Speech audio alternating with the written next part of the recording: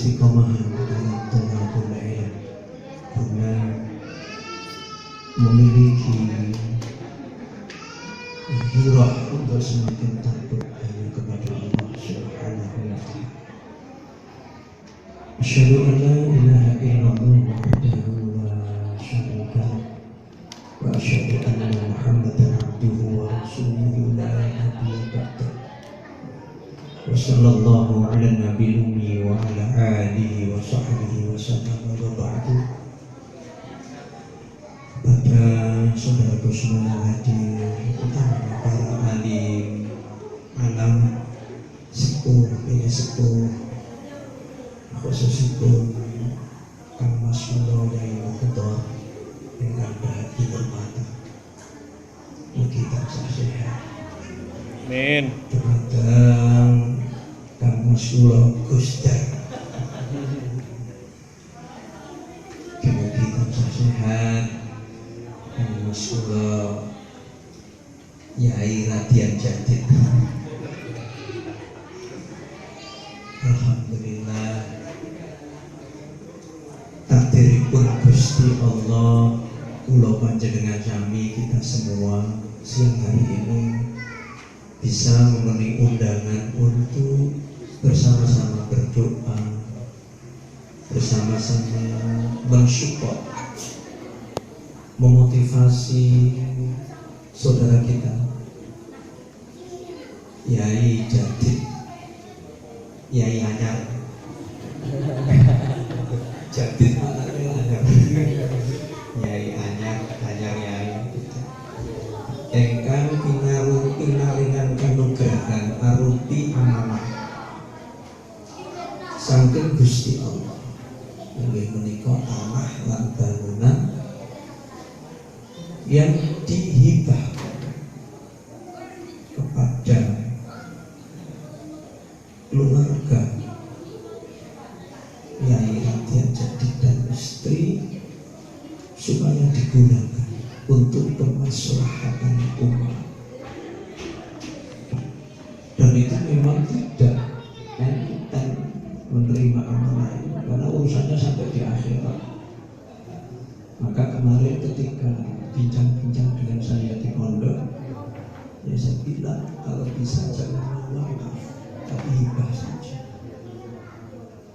Karena kalau wakaf itu beratnya Masya Allah, tapi kalau hibah insya Allah masih bisa untuk pengembangan dan progres ke depan demi kemaslahatan seperti visi misi tentunya kan saudaraku punya begitu.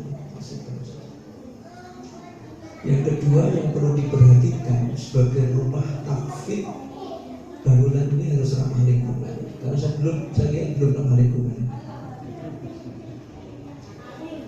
Perlu diketahui saya aktivis lingkungan dan saya duta lingkungan internasional. Jadi bangunan lingkungan dan harus ramah lingkungan. Dan saya menulis sains Islam. Jadi bagaimana Quran itu dipraktekkan dalam kasus nyata, tidak hanya lepas di sini, tidak sekedar dihafal-hafalin. Selesai dipahami, itu tidak salah. Tapi tidak berkah. Kalau berkah itu dimaknai liziatil khair. Nah ini yang perlu ditoto soal ramah lingkungan. Karena apa?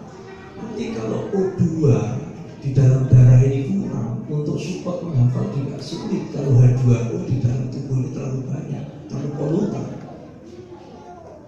Nah, begitu. Makanya pesantren kami itu bayar aja nggak ada, AC aja nggak ada.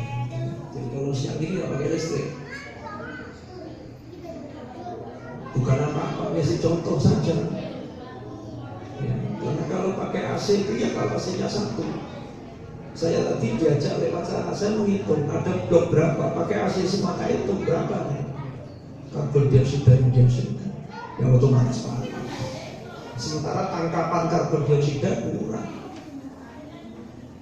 Ya pohon-pohon saja yang menangkap karbon dioksida. Akhirnya panas. Kalau panas kan perilaku coba di perempatan tuh tadi coba orang melanggar lalu lintas semua. Karena apa? Ya pengaruh alam. Gitu. Makanya rumah tahfidz ini tidak sekedar melahirkan orang yang hafal Al-Quran, tapi lebih dari itu adalah berperilaku. Ini kebutuhan mendesak. Bahkan kemarin ketika kami di Saudi ketemu teman-teman dari berbagai aktivitas di dunia, kita sepakat Quran sebagai bahasa nomor satu. Ternyata bahasa Arabnya orang Mesir, orang Syria, orang Fars beda. Tapi ketika kita kutip ayat, dia paham. Kalau Al-Quran itu menjadi bahasa nomor satu, Yahudi akan kacau balau. Nah ini tantangan kita ke depan. Jadi tidak sekedar menjadi hafalan, tapi menjadi bahasa aja. Nah itu. Ya. Jadi itulah Yai Jadid yang memang kita sudah kuat ya. Riyadhah itu kan latihan-latihan baik rohani dan fisik. Jadi memang untuk menghafal itu perlu sehat, baik fisik maupun psikis. Karena disiplin, dan kuncinya disiplin. Nah, biasanya pengalaman kami yang mulai kecil-kecil hafal ini kalau tidak ditata, ini rotor-rotor sombong gede. Pengalamanku, maeke. Nah, sementara setelah kita coba lakukan korelasi dengan teman-teman di Timur Tengah, di Jerman, di Prancis, kita sekarang mengajak takfid dulu atau menguasai sains dulu gitu. Karena saya berharap orang menghafal Quran tapi juga ahli nuklir. Jadi tidak sekedar hafal Quran hanya untuk semangat selesai cari berkah, itu tidak salah, itu tidak salah. Saya katakan tidak salah. Tapi harus bagaimana orang menghafal Quran dia ahli rudal balastik, dia hafal Al-Quran dia ahli pecah biji plastik. Kesana sudah. Nah disinilah maka kekuatan perpustakaan menjadi penting. Nah begitu kekuatan perpustakaan menjadi penting. Karena memang pertama kali Nabi itu diutuskan Iqra. Tidak sholat dulu, tidak haji dulu, tidak jihad dulu, tapi Iqra. Iqra itu beda dengan tilawah. Ini kan luar biasa. Revolusi Iqra ini luar biasa dalam rangka revolusi diri untuk melahirkan revolusi budaya. Sehingga yang muncul apa? Sabang, Merauke sampai Maroko, Cina sampai Prancis, luar biasa. Nah di sinilah saudaraku semua, dan menurut saya insya Allah alam Indonesia ini cocok untuk menghafal itu. Ya, hampirlah rata-rata semua alam di Indonesia ini cocok. Nah, makanya mari kita manfaatkan karena kita ada di tengah kampung seperti ini, paling tidak ya pohon-pohon bunga-bunga ini yang ditanam tidak sekedar menanam, tapi yang menanam tak produksi. Misalnya kuring. Misalnya kuring itu kan macam-macam kuring itu di dekat-dekat jendela, dekat tembok itu kan bisa nanam. Nah, begitu. Terus bagaimana sistem angin-angin, kaca blok begini. Jadi benar-benar tidak paham. Kenapa? Orang menghafal ini kan nggak mungkin mondar-mandir, kan banyak duduk. Duduk itu kalahnya di dada. Pengalaman kami. Nah, gitu. Belum lagi nanti tempat tidurnya kalau tidak ditata sehat. Menurut saya tempat tidur yang sehat itu geladak, bukan kasur. Jadi kami tidur itu di geladak. Anak-anak kami di geladak untuk sehat. Ya, bantalnya itu kita bikin bantal-bantal segini dari rotan. Itu lebih sehat itu. Gak bisa gemuk kayak itu. Rasulullah kan gak suka sama orang gemuk tuh, masa lupa. Jangan gemuk ya monggo. Umat masih butuh jenengan. Karena malaikat Israel suka yang gemuk. Ya, perut ini jangan lebih dada loh. Nah, gitu. Jadi mudah-mudahan anugerah ini murahkan untuk masyarakat. Itu yang paling penting, kuncinya selamatkan dulu masyarakat kita. Insya Allah. Karena saya lihat lagi ya, saya nggak ngerti kebijakan siapa. Ketika ada jalan memotong tambak itu salah sih dari Quran. Itu merusak lingkungan. Gitu. Ketika saya menemui wali kota tanya, ini model siapa beberapa begini? Oh, bukan saya yang dulunya. Itu tidak baik. Jadi Quran itu sampai menata lingkungan. Jangan diharap. Cuma kita selama ini kan cuma baca saja. Taunya itu terjemahnya ini secara umum gitu aja. Tapi kalau kita detail, kita katakan vocab dan padanan kata di dalam Al-Quran, akan ngerti bahwa detail kehidupan sudah ditata oleh Allah, bukan kebetulan, tapi takdir ikut dari Allah. Nah ini yang kita progres. Sehingga kita punya bahasa nomor satu, apa? Quran. Gitu loh. Silahkan beda dalam wacana, misi, kreasi. Tapi ketika bahasa itu dimunculkan, oke, kita samikna semesta.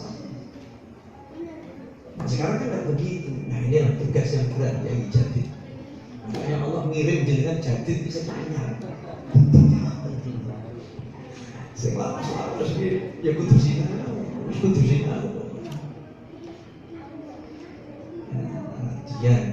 Radian itu kan Raden, itu bahasa Melayu. Raden itu kalau dilihat bahasa Arab kan Ruhuddin, kemudian menjadi Radian, kemudian menjadi Raden. Begitu bahasa.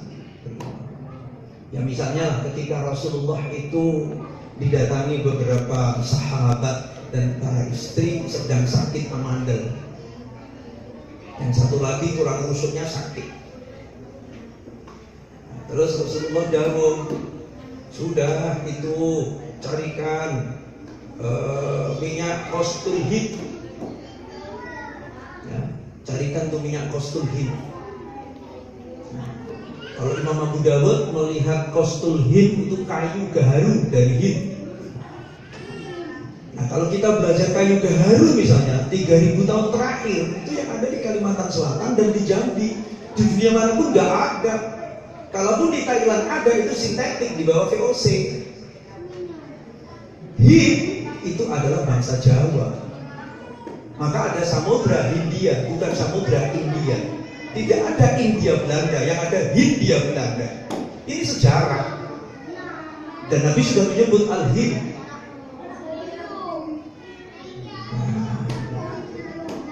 Bahkan dalam hadis yang lain, Nabi Adam itu 1000 kali naik haji jalan kaki minal Hind.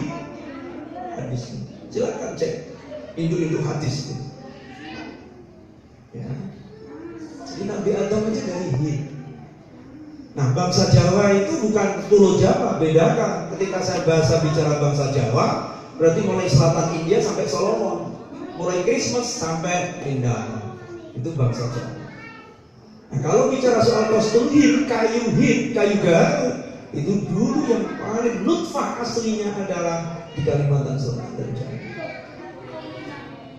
Nah, ini berarti kan cocok Raden jadi lahir ilmuwan-ilmuwan yang handal dalam berdunia, insya Allah. Dan salah satunya lahir dari kejawan putih, tambah ilmu putih. Orang ini kudu sinergi kalau tambah bening. Karena putih belum tentu sehat kalau tidak bening. Air putih itu air susu, tapi kalau air bening, makanya itu bawa sendiri. Nah ini air beningnya. Saya kalau ini nggak bawa. Tapi ini nggak jelas misalnya, ini rapid ya. Jadi sampai ketidakjelasan membuat saya pabrik air sendiri aku bikin, pabrik sabun aku bikin, nandur beras dewe aku, nandur sayuran dewe. Saya nggak percaya nih kalau pasar aja. Ya, karena apa? Saya lakukan studi pengaruh MSG, pengaruh Fitsin, pengaruh mie instan. Tolong ya jadi jangan boleh masuk ke anak-anak yang mengonsumsi nanti. Karena biasanya orang nggak mau tahu kirim super mie kabok, kirim Indomie, semua mie instan jahat. Demi Allah, saya belikan 3 tahun, 2003 sama 2006 dengan teman saya dari Inggris. Soal mie instan. Ketika itu saya putuskan di pesantren tidak boleh ada lagi itu. Talak 27. Nah, karena bahayanya luar biasa mie instan itu. Ini saya penelitian 3 tahun, ada data. Saya tidak anti merek, saya tidak anti kemodernan. Silakan modern, tapi jangan tidak sehat. Karena kunci hidup ini adalah sehat fisik psikis, sejahtera lahir batin, bahagia dunia akhirat.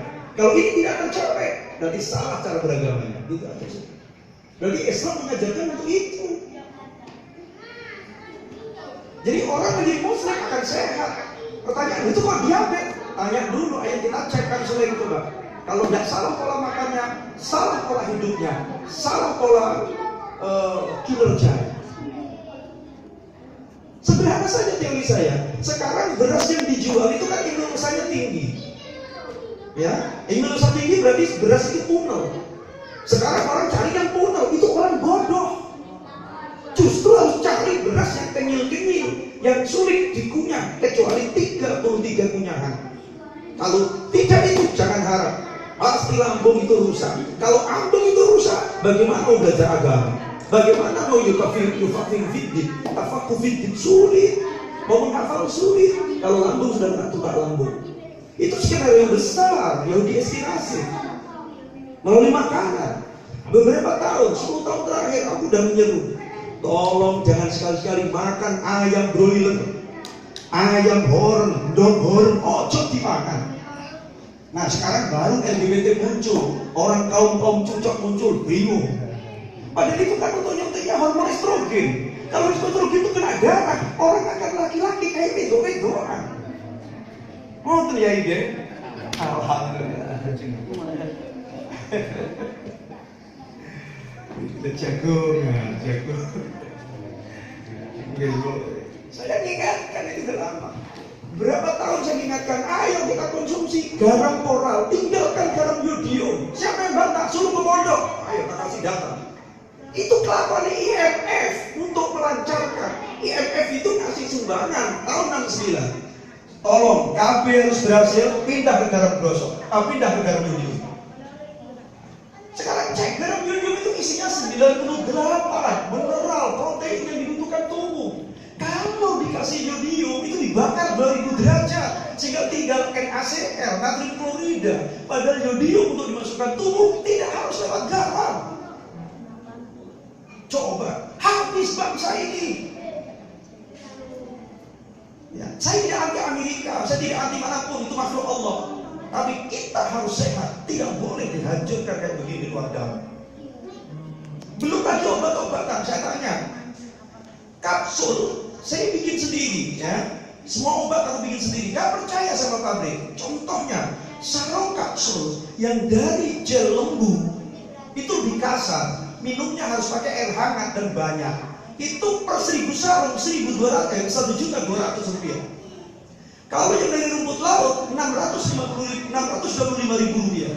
Kalau yang gel babi 35.000 rupiah per 1.000 sarung. Pertanyaan saya, apakah yang beredar di masyarakat itu yang 1.200.000?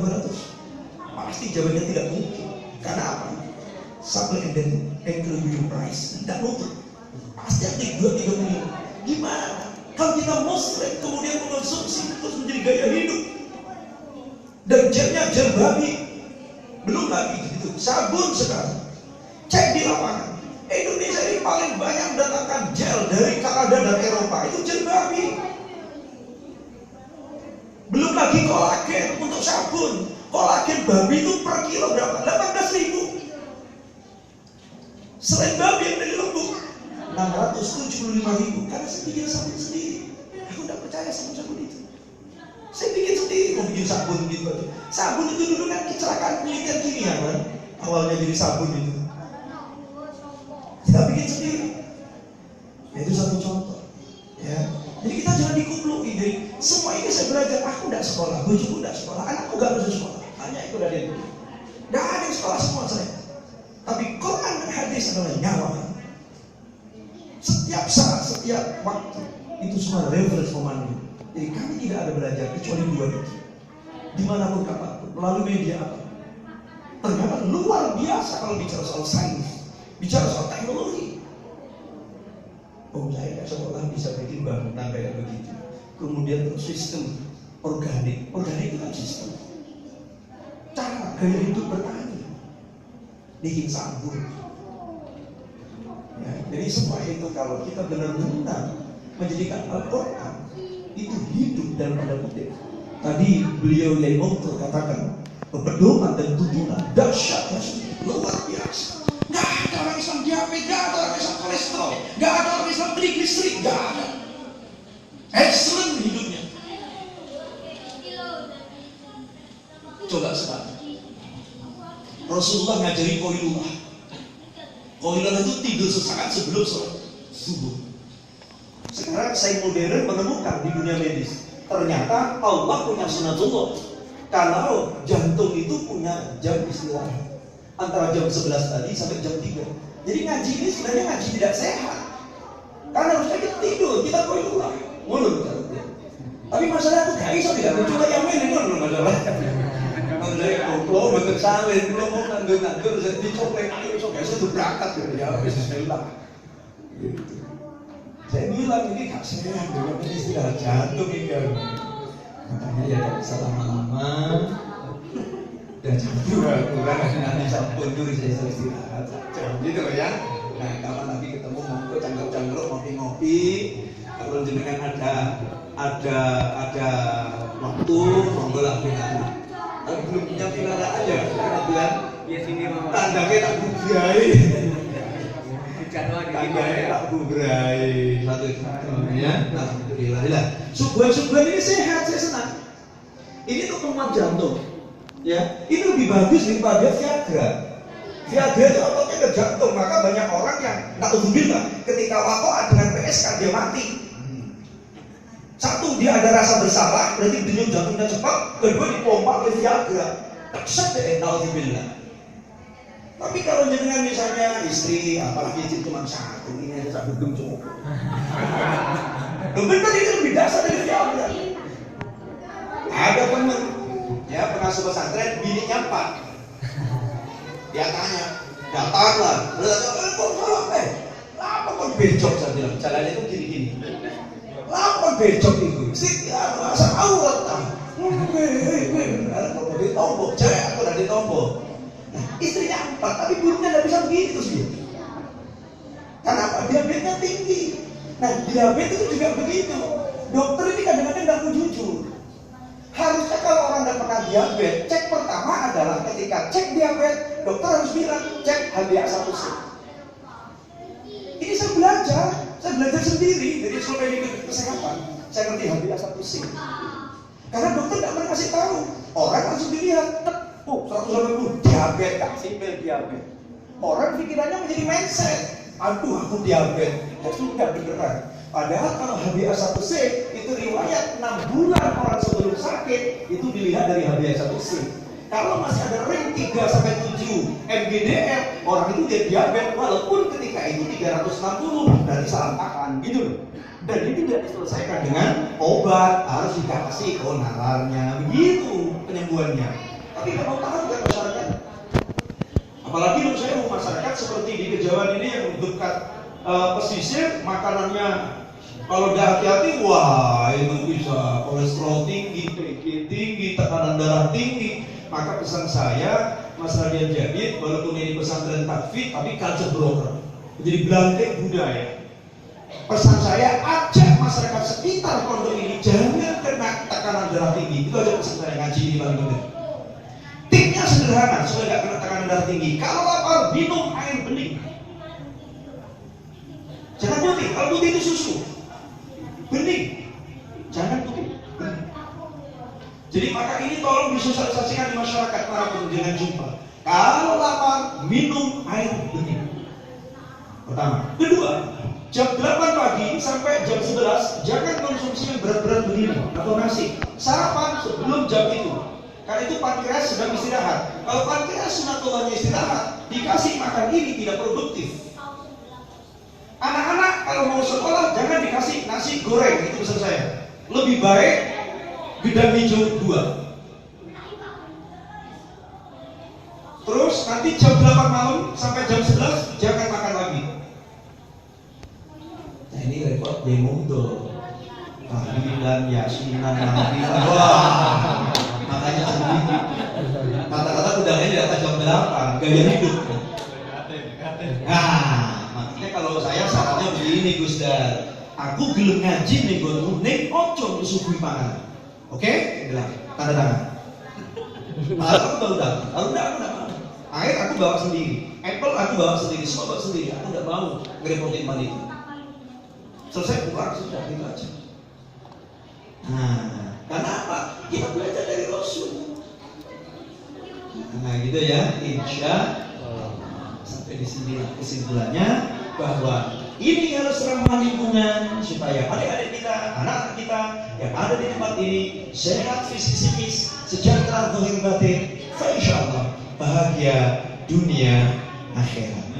Dan Quran dimmotivasikan progresnya untuk melahirkan ilmuwan Islam, intelektual Islam dan para ulama Allah di ahlinya masing-masing, di bidangnya masing-masing.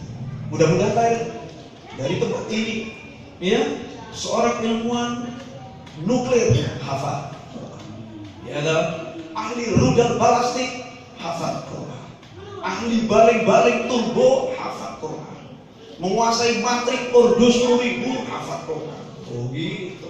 Amin Allahumma. Amin. Semoga mindset yang demikian hebat membangkitkan DNA kita untuk menjadi yang terbaik minal mu'minin wal mu'minat wal muslimin wal muslimat insyaallah. Dan semoga saudaraku Yai Jadid dan istri dikasih umur panjang berkah. Amin. Amin Allahumma amin. Sumrambah dumateng kula panjenengan kabeh, keluarga kula panjenengan kabeh.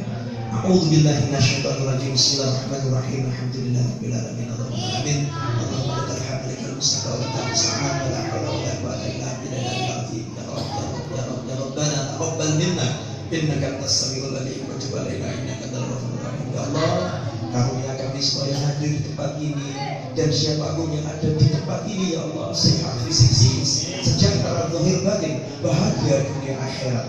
Karunia ya Allah, azam saudaraku Yai Jadid dan istri menjadi nyata dalam sumbangsi izul Islam wal muslimin guna memperjuangkan agama Engkau ya Allah. Al-Islam yaqdu wa la yaqla alaih. Masya Allah, la quwwata illa bik. Rabbana taqabbal minna innaka antas samiul alim wa tub alaina innaka antal ghafurur rahim. Rabbana atina min ladunka rahmah wa hayyi' lana min amrina rashada. Allahumma la tusallit alaina bidunubina man la yarhamuna. Rabbana anzil alaina ma'idatan minas sama' takunu lana idan awwalina wa akhirina ayatan minka warzuqna wa anta khairur raziqin. Rabbana zidna munzalan mubarakan khairul munzilin. Rabbana atina fid dunya hasanah wa fil akhirati hasanah wa qina adzabannar wa qina adzabannar wa qina adzabannar. Rabbana jil lana nurana wa fil lana innaka ala kulli syai'in qadir. Ya Allah, karuniai saudara kami berdua ya Allah, Mas Jadid dan istri, panjang umur, berkah, sehat, dan anak-anak yang dibinanya di sini jadi anak-anak yang soleh dan soleh. Semua yang belajar di tempat ini, yang melakukan inisiasi apapun cita-citanya adalah menjadikan mereka semua Abdullah ya Allah min ibadir rahman. Bila haula wala quwwata illa billahil azim. Ya Allah ya Rahim, sumrambah dumateng masyarakat sekitaripun ya Allah. Masyarakat akan sehat fisik psikis, sejahtera zahir batin, bahagia dunia akhirat insyaallah. Rabbana zalamna anfusana wa illam taghfir lana wa tarhamna lanakunanna minal khasirin. La ilaha illa anta subhanaka inna kunna minadh dhalimin. Wa sallallahu ala nabiyyina wa ala alihi washabbihi wasallam. Wa akhiru da'wati alhamdulillahi rabbil alamin. Maqbulan bi du'aina wa jatina ya Rabb. Al-Fatihah.